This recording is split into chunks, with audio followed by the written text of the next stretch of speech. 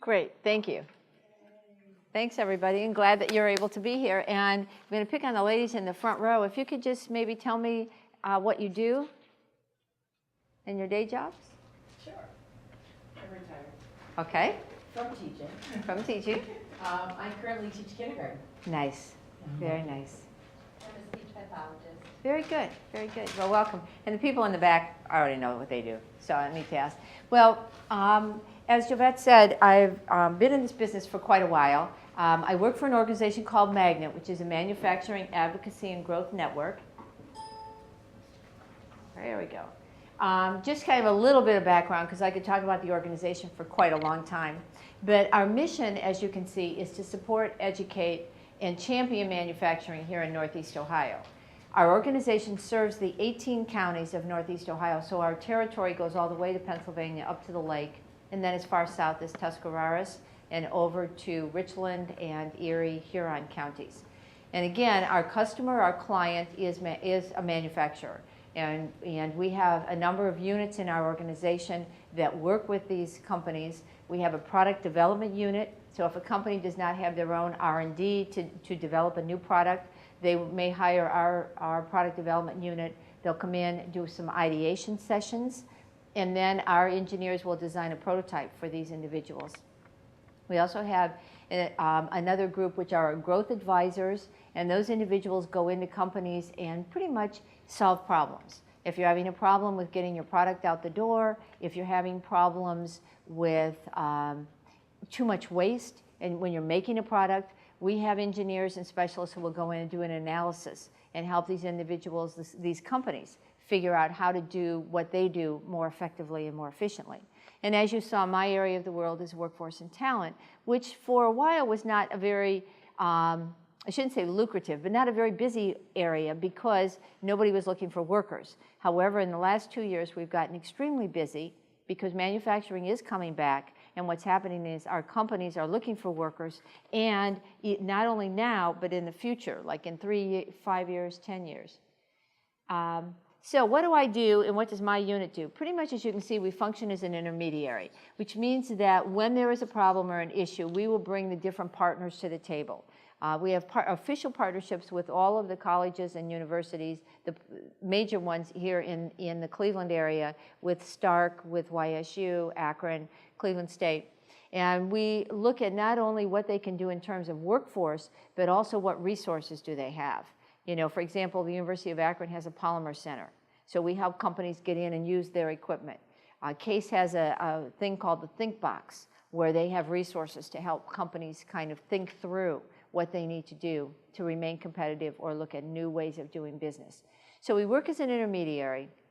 We bring educators to the table, training individuals. We also focus on 2 things, as you can see, quality and quantity. And when we talk about quality, one of the things we're doing is we are promoting industry certifications, because we know that if an individual comes to a company and they have some kind of industry certifications, the employer is going to know what they're getting in terms of skills, just as much as the analogy I always use is nursing. You know, you can go to almost any nursing school, but if you're going to be a registered nurse and get a position that requires you to be a registered nurse, you have to take the national test. It doesn't matter. I mean, you can go to a nursing school that's not very highly rated at all, but if you can pass the NCLEX and do a couple other things, you can get the job. In manufacturing, we're encouraging our companies to look at that, because those tests will help them know that not only did the individual go through school, but they also demonstrated that they know what they need to do and they can do it. And then the last thing, and this is where you guys come in, is quantity. We are not seeing the numbers of individuals choose to pursue careers in manufacturing, and our companies, like I said, are getting very nervous about the lack of interest. We have companies now that are starting to talk to middle school. We're working with GE. They have done a thing for a number of years with women in manufacturing. Well, they called us and said, we've decided we're giving up on high school. We've got to go down to the middle school and the junior highs. We got to start now talking to those girls, because by the time they get in high school, they've already made up their minds, they're too distracted, and they don't get it, how important STEM is, how important science is, and what the opportunities in manufacturing. So quality and quantity are 2 big areas that we're very much focused on. So who works in manufacturing in Northeast Ohio? Now, if I'm really good at this, let's see if I can show you.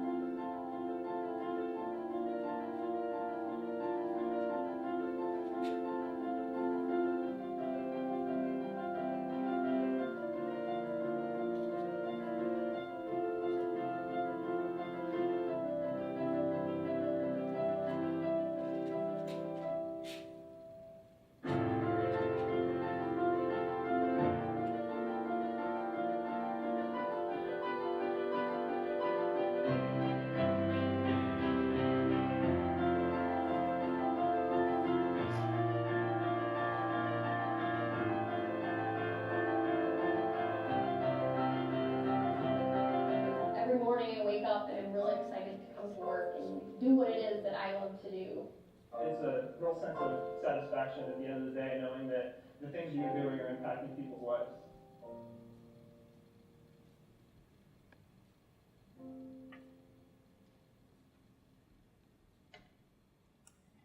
Okay. So that gives you a sense of kind of what is going on in manufacturing and engineering, and also the kind of people who work in that field. Let's see, current slide, there we go. You all know Lubrizol, I think. And Danielle, the young woman, we did a TV program with her that we broadcast to the high schools. And as you can tell just by that little clip, she's hysterical. And we did probably about 5 or 8 minutes of videotape in her lab. And she was comparing it to cooking. She said, you know, it's just like being in the kitchen. And I mix these things together, and I do this and test these things.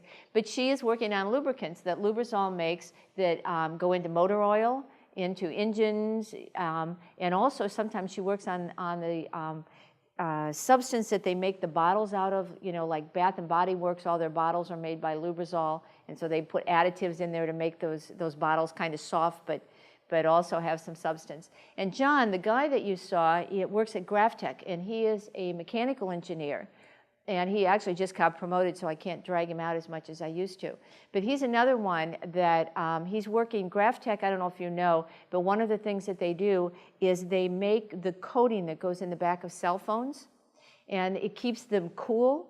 So they actually invent that substance, and then produce it and sell it to all the cell phone folks. And that's one of the things that John does. But as you saw, hopefully, just in that little video clip, I mean, STEM is everywhere in manufacturing, and that's what we want to get the message across to folks is you got to think about this. Manufacturing is not for dummies. So now, being a recovering educator, I'm going to tell you a few things in terms of facts about it.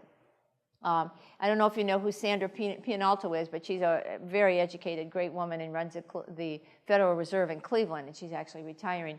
But Sandy does a lot of research, particularly in manufacturing, which is where she has kind of a soft spot in her heart. And one of the speeches she gave a couple years ago was talking about manufacturing and the fact that we have more innovation, more research and development, more business spending, more new technologies in manufacturing than any other industry. And that's what keeps our region strong, and that's what we need to continue to focus on. So I wanted to just call out to you the quiz I gave you. I'm not going to make you answer it. We're not going to have a test. But as I go through the slides and we talk about some of the information I've shared with you, hopefully you'll find the answers to the questions, and afterwards we can go back over them. This is something I often will talk with groups of teachers, and I will give them the quiz, and then, you know, as good teachers, sometimes we encourage students to work in teams. And so I'll sometimes find a couple teachers sitting there and looking up the answers together and trying to find them out. But with students, I think it's a good way to motivate kids. If you're going to put them to work, have them do some research. As you guys know, you give them a quiz, and then it kind of gets them, instead of them being passive, waiting for you to give them all the answers, you let them start looking for them. So we'll go through this at the end, but hopefully I'll be able to give you all the information that you need for that. So why does manufacturing matter? What do we care about it? So this is from 2012. Cleveland State has not given me the figures yet for 2013. They've been doing some other research for us. But as you can see here in Lake County in 2012, 21% of the employment in the county was manufacturing employment. I think right now it's a little bit higher. So 18,000, probably well over 19,000 people in this county work in manufacturing.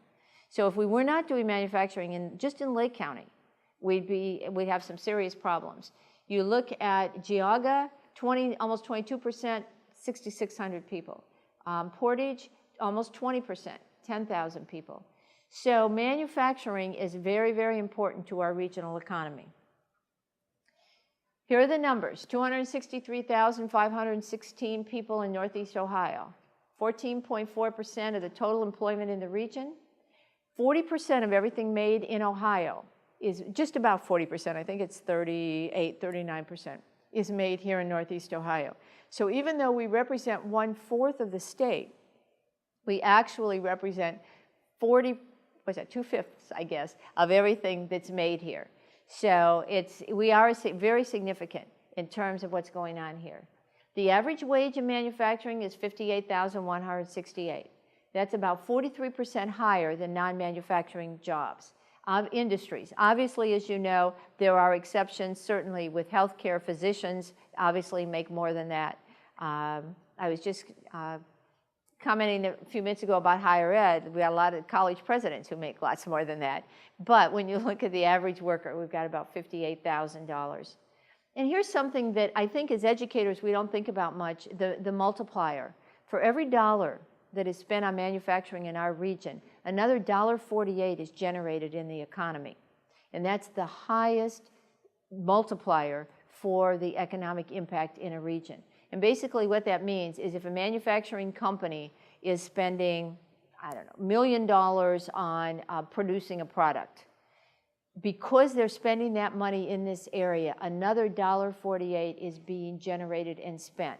And that $1.48 is spent on materials for the company. It's spent by the employees who get their hair done, who go to the grocery store, who use the other services. So it's almost half again of what is spent is generated. So it's something, I mean, healthcare is a significant, has a significant impact on our regional economy. But healthcare does not generate this kind of multiplier as manufacturing does. In fact, like I said, no other industries generate that. And that again is something to keep in mind as we think about why do we care about manufacturing. Survey was done a couple years ago about what makes a company successful. The number 3 was increased market share. Companies need to get more market share, more productivity. New product innovation. If they don't, okay, this is not good. I think he told me turn it off and turn it on again. All right. Let's see.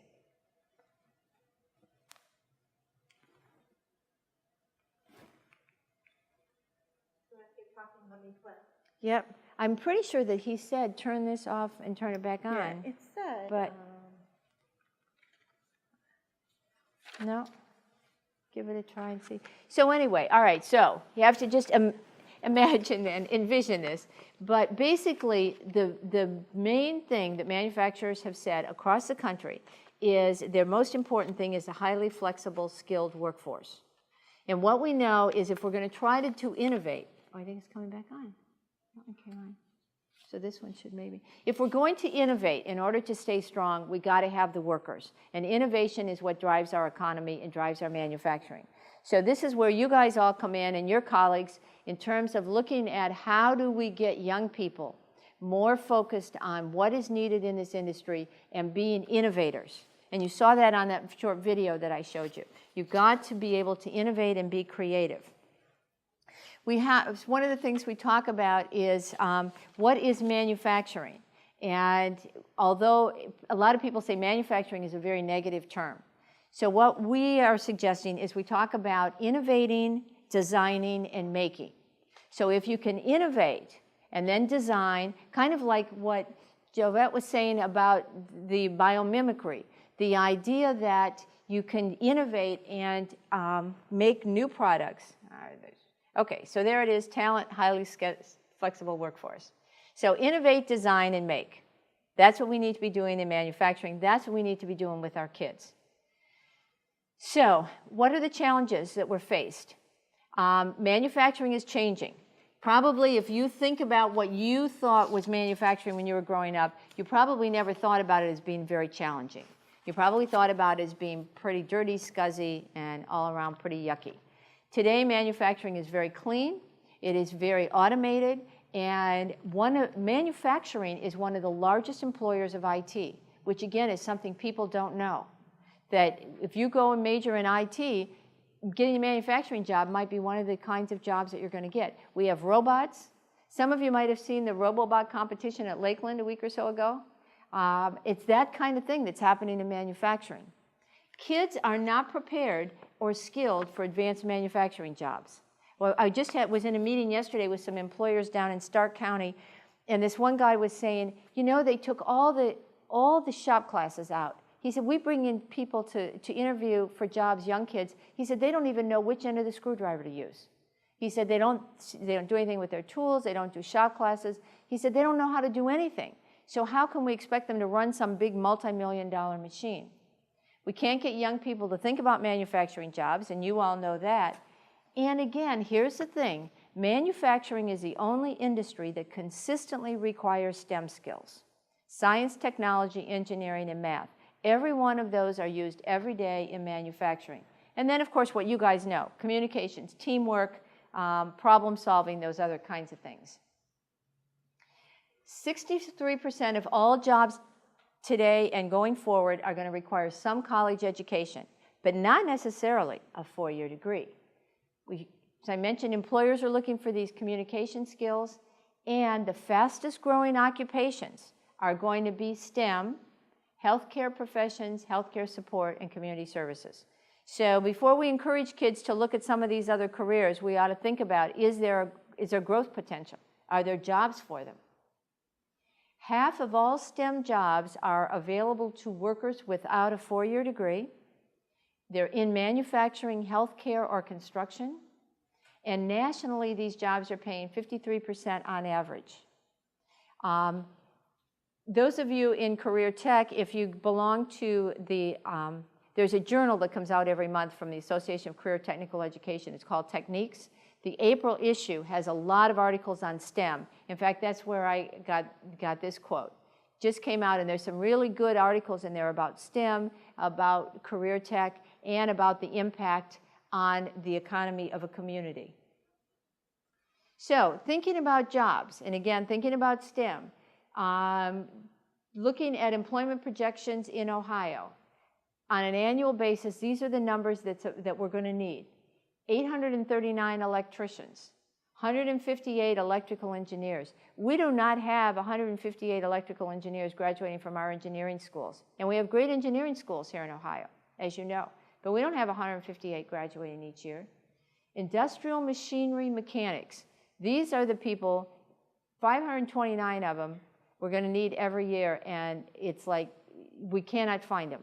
We cannot find them. And these are the people who know how to take apart a machine and put it back together. These are the people who look at a multi-million-dollar machine and can figure out why it's not working. And I am telling you, those folks are some of the smartest people I know. Many of them have at least an associate degree. Some have bachelor's degrees. But they need a whole lot of skills that cut across electrical, mechanical, industrial. Industrial engineers, 290. Mechanical engineers, 447 every year. And that's for Ohio. So if we don't get busy and get our kids thinking about this stuff, we're not going to find them anywhere else because the other states are also looking for the same numbers. One of the problems, too, we've got, and you guys may be subject to this, a survey was done in 2011 about people's attitudes about manufacturing. The conclusion was everybody thinks manufacturing is really great. Oh, yeah, we should have a great manufacturing sector. We ought to have policies that will support manufacturing. But manufacturing may be a little fragile, but when they were asked, would you encourage your child to go into manufacturing? Or would you consider a career in manufacturing? Most of them said, no, they're not for me. You know, they're for somebody else, but no, not for me. So we have a problem with young people. We also have a problem with educators and with parents who just don't understand the potential and the opportunities. So some of the things we're doing, and I'm committed to keeping folks here in Lake County kind of informed on this. We have an ambassador program. And as you know, and I have to say, AWT kind of adopted that from us because they knew that we had an ambassador program. But the idea that you can call and get someone to come and talk to your students about manufacturing, or you can call and request a plant tour. You can see if you can get a teacher externship, which you now have one so far this summer, right? See? And getting, like I said, getting internships for kids. We got to get kids into the plants to learn more about what's going on. There is a national program called Dream It, Do It, and we're a part of that. And we'll be starting probably in July to push information out about manufacturing careers and about Manufacturing Month in Ohio. Internships and work-based learning are so important. If we can get more people thinking about encouraging children to do internships and work-based learning, we can really help to increase their knowledge about these careers and get them into the industry. Employers need to have access to young people with new perspectives, and our colleges and universities are doing a good job, and hopefully we'll start with our high schools soon. I don't know if any of you are aware of House Bill 107, that the governor just signed it a couple weeks ago.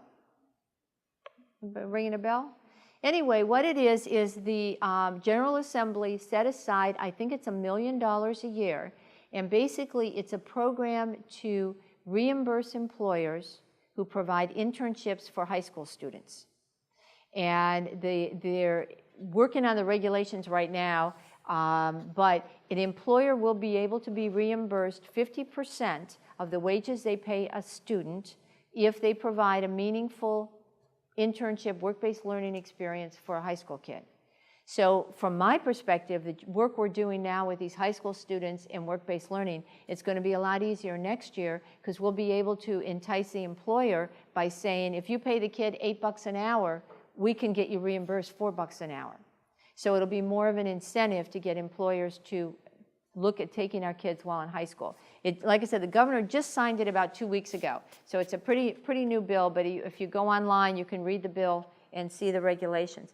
The other interesting thing, which I have to confess I'm happy about, but it's my bias, it's not going to be run through the Department of Education. It's being run through the Development Services Agency. Now, they are a state agency, so they may have their challenges as well, but I'm hopeful that two things. Number one, they will make it really easy for the employer, because you guys know if it's a whole lot of paperwork and a lot of red tape, they're just going to walk away. And two, that they realize that we need to get some resources into the schools, because somebody in the school is going to have to be working to screen those children, place them, and make sure they're ready to go out for these experiences. But I think it's an excellent first start, and like I said, it should go into effect, I think, July 1st. So, now we talk about what you can do as teachers and educators. You can encourage kids to consider technical careers in manufacturing and related areas. Put up signs, put up posters. A year ago in Mahoning Career Technical Center for Manufacturing Month, they decided to every day have a word of the day dealing with manufacturing. And the teachers in the school were asked to encourage the kids to look it up, learn about it. So I think they found 25 words, and every day it was a different word, just to get people talking about careers in manufacturing. So whatever people can do to think about some creative ways to engage kids in Manufacturing Month. We're hoping that our employers will do more. One example is Ridge Tool in Lorain County opened their doors from 4 to 6, 2 days in October last year. And basically what they said is you can come and tour Ridge Tool, and if you don't know, Ridge Tool is an international company and they make all these cool tools. Like if you go to Home Depot, Rigid is their name, and so you can get a rigid hammer or a drill. But they said if you want to come and tour the plant and have pizza, they extended the invitation to middle school children, and they had to bring a parent or a guardian because they wanted the parents to see what does it look like working in this company. What happened is they had so many requests that they had to turn people away because they required people to sign up, and they were shocked. But the kids heard about it at school, went home, told the parents, hey, you know, free pizza, we can go to this company. The parents weren't curious because many of them had never been there. You know, it's like, so what do they do over at Ridge Tool? But they're going to do it again this year, and it's those kinds of things that if we can get our companies to do and then get the educators to play along, will make a difference for those kids. And then, like I said, visit the websites. One of the handouts I had in the back was this thing that's called Websites for Educators. And it's again, I've talked with teachers on a couple different uses for this. Depending on the age of the kids you're working with, obviously you can suggest to the students, pick a website and write a review. The other is you could view a few of these and then get some questions and let the kids go and look at them and look for answers. But all of these have really good information about careers in manufacturing, making things, inventing things, and just opening the door to kids to learn more about what's going on in the manufacturing world and how they could become involved. So now let's go back and do our quiz. Everybody ready with your answers? All right. Probably all of you saw, this was one of the handouts I gave you. Hopefully you picked one up in the back. And if you didn't get an answer to a question from my talking about it, the answers were also in here. So, manufacturing is responsible for what percentage of Northeast Ohio's gross regional product?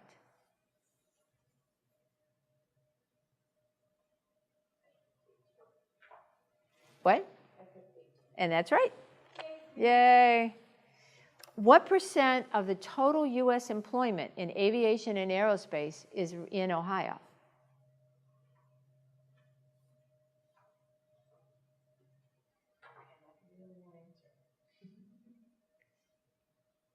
I picked 30 and I wanted to be 50. Actually, it's 17. It's on the bottom here. So of all the people who work in aviation and aerospace, 17% are in Ohio, which is still, I mean, I have to confess, I was surprised. We have a growing industry in Cuyahoga County, at the Cuyahoga County Airport, a company called Nexton Aerospace, where they're actually building airplanes. And it is an incredible facility. I had no idea. They just built another new hangar where they're doing this. But the big aerospace production is in Cincinnati. I mean, GE has an incredible facility where they're building engines, and there's other related construction, manufacturing going on with aerospace. So, yeah. Because, you know, for me, I think about Boeing. I think about, I think in Kansas, there's two big manufacturing, Spirit and Beechcraft maybe make their planes in Kansas, but I never even imagined that we had 17% here in Ohio, so I was surprised about that. When we talk about the average annual earnings of people working in manufacturing in Northeast Ohio in 2012, what's that average earning?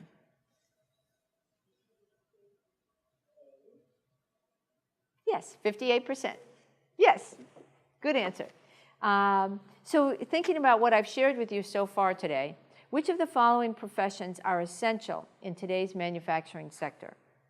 Scientist, engineer, machinist, IT, or all of the above? All of the above. Yep, absolutely. And which of the following products are not made in Northeast Ohio?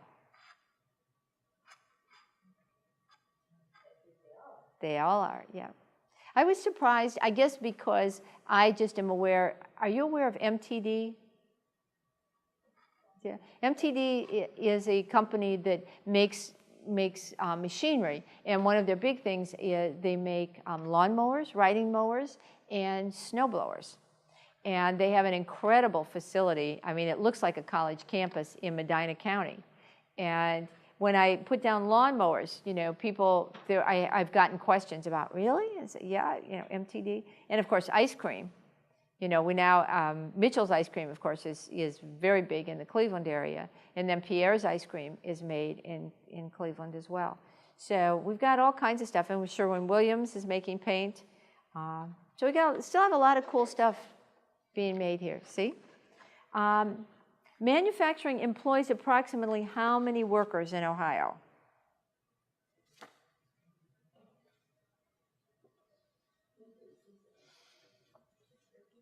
Yep. Actually, it's 662,000, but approximately 650,000 people work in manufacturing in Ohio. And then, how many in Northeast Ohio?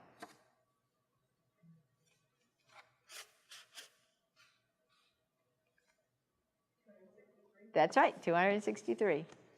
So, again, the idea with the quiz is just to get people to focus on what's in here and kind of what's important. I also wanted, and I can send this to any of you who are interested as a PDF, but for middle school and high school students, and definitely parents, I think it's a nice piece with some key pieces of information. And then if you look on the inside, there is information on careers in advanced manufacturing.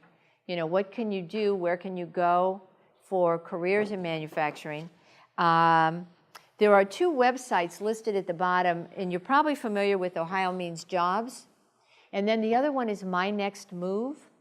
And I don't know, that one's kind of fun, and it's great for kids. I don't know how young, middle school definitely, but My Next Move is one of these things, and I'm sure you've all seen them as educators, where you kind of plug stuff in. You know, you plug in, do you want to work outside or inside? Do you want to work with people or with numbers? Do you want to do this?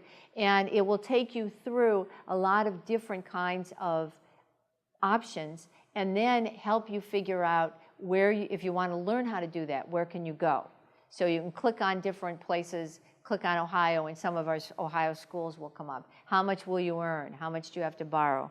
Those kinds of things. So again, it's information, and I always talk with high school kids about internships, because if you can get one in high school, that's great, but if not, in college, I mean, we're working with Cleveland State right now, and as you know, they're still a significant commuter school. And we've had great internship opportunities for CSU kids who have said, well, you know, I have my part-time job. I don't want to miss work to do an internship. And we try and explain to them the internship's related to what you're going to college for. Your job is your job. You know, you work in a shoe store, that's great, you know, but this is an opportunity, and you'll get paid, but you have a better chance for a job. But sometimes it's hard for kids to really grasp that. So that's some information. Then on the back, as you can see, there's some other URLs. Some of them are on the list that I gave to you. Some are not. But again, it's places to go to learn about the manufacturing careers, what it takes to get into them. One of the things that a lot of people don't realize is many of our manufacturers have tuition assistance. So they would like to hire somebody at 19 or 20, let them work there, and they'll pay for them to go to college. So you don't have that tremendous debt, and you're working and learning at the same time. And I did put in the back too, one of the things, we do a lot of work out in the schools. You know, we'd go to career fairs and put up tables about manufacturing careers. And we started a couple years ago doing this one sheet on scholarships. And of course, the people who always grab it are the parents, you know, more than the kids even. But what people don't realize, again, is how many scholarships are out there that focus on manufacturing-related careers that often go unused because nobody focuses in on them. So I thought this might be something, too, that you might be interested in. Some of them, of course, for this year have already been awarded because they had application dates of April. But was at an open house at Lorain County JVS a couple months ago and handing these out, and the mom said, you know, well, we have an 8th grader, we're just looking at options. And I said, well, I don't know if you want one of these. And she said, hey, I'm taking it. She said, I'm going to check them out now and see what they are, and I'll keep checking until my kid's a senior, and then I'll see what I can help him apply for. So getting kids to think about how do you pay for school, what do you do, you know, those kinds of things, I think are really, really important things that you can do. That kind of finishes up my formal presentation. I wondered, anybody have any questions?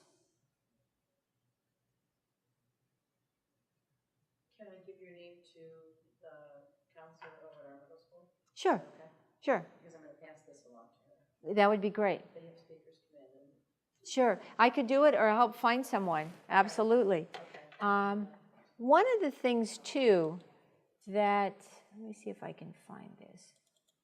There is a, ask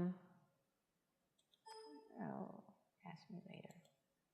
There is a video, and let's see if I can bring it up.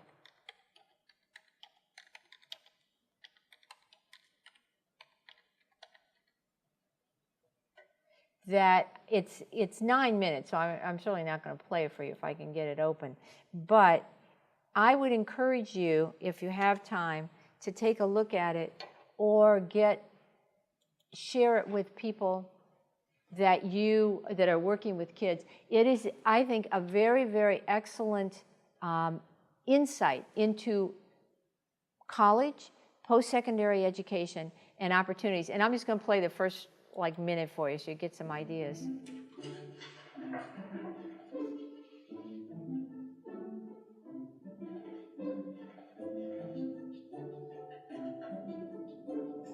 Education is core to our economy, but in order to guide our educational systems and maximize future income, we must understand the misalignment between education and our workforce. In my pursuit of higher education, I have earned 2 bachelor's degrees, 2 master's degrees, and am working on a PhD. In total, this has cost me over $150,000. I've done all this because I believe formal education is important. Part of this belief came from seeing charts like this, presenting a correlation between higher degrees and higher income, showing on average that a person with a college degree earns far more money than the average person without a high school diploma. This perceived higher earnings for having a 4-year degree has fueled a college for all philosophy, causing educators and parents to encourage going to the university, any university, to major in anything in pursuit of future job security, social mobility, and financial prosperity. This philosophy has increased college enrollment, resulting in 66% of high school graduates in this country enrolling in higher education right after high school. That's 2 out of 3. Initially, they are deemed the successful ones, but what you won't see advertised is the reality that most drop out, and only a quarter of those that enroll will finish a bachelor's degree. Only after these few graduate do many of them start exploring careers. It is here that they discover that their degree may not have prepared them for the world of work. You may be well educated, but not every degree is direct preparation for employment. This misalignment between degrees and job skills causes half of university graduates to be underemployed in what are called gray-collar jobs, seeking positions that do not require the education they have received at a cost that is more. I'm trying to stop this because I don't know if you want to watch this. Wisdom suggests that a university degree guarantees a higher salary, but with rising education How do I costs, stop a this? shrinking job market, there we and go. oversaturation of some. There. So anyway, you guys can watch this on your own, but I wanted to share it with you because, especially from your own perspective, I think it's very, very insightful into what's happening out there and information that we need to get to parents and kids. Not that higher education is bad. I mean, heaven knows I have a doctorate degree. I went for a long time. But I think there's a lot of kids out there that have a lot of debt and a lot of education, and they're really nice people working as waiters and waitresses and other kinds of non-necessary, you don't need an education to do those degrees, to do those jobs. So anyway, so that's kind of what I wanted to share with you about manufacturing and STEM. I hope I've given you a little food for thought in terms of what's out there and what we need to help our kids think about. And as educators, to help your colleagues at least open their eyes to what's out there and the potential in the future. So, any questions? No? So, one of the things I read, and I should have saved it about a month ago, someone had done some research and said that there are fewer students in 4th grade this year than there has been in the last 40-some years. And the article went on to say what that means is we indeed are seeing a shrinking of our population. So we're going to have fewer kids coming through the education system and more people leaving the workforce. And how are we going to be able to fill those jobs? And how are we going to be able to make sure that we can continue to produce?